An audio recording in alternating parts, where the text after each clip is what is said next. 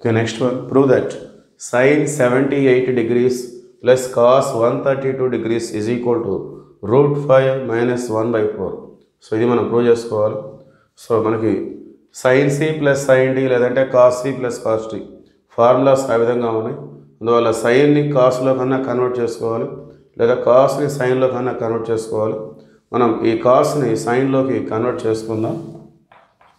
So sin 78, so ఇది cos 132, దీన్ని మనం 90 ప్లస్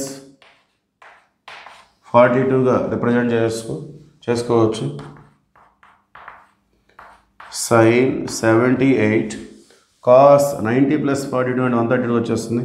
cos 90 ప్లస్ తీటా, దీన్ని తీటా అనుకున్నట్లయితే cos 90 ప్లస్ తీటా అంటే minus sin theta.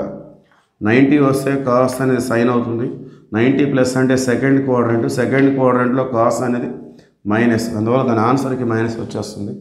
Now it is in the form sin c minus sin d, sin c minus sin d.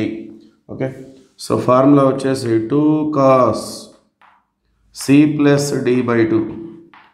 So c అంటే 78, d అంటే 42, c plus d by 2 sin c minus d by 2, 78 minus 42 by 2. So 2 cos 78 plus 42, 78 plus 2 80 plus 140 120 by 2 అంటే మనకి 60 వచ్చేస్తుంది. sin 70లో 40 పోతే 30, 8లో 2 పోతే 6, 36 by 2 అంటే మనకి 18 వచ్చేస్తుంది. And we have the values for cos 60 and sin 80.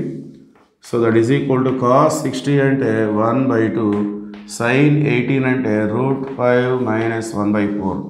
So ఈ 2 cancel అయిపోతే finally we get root 5 minus 1 by 4, which is our RHS. Okay, that is the answer.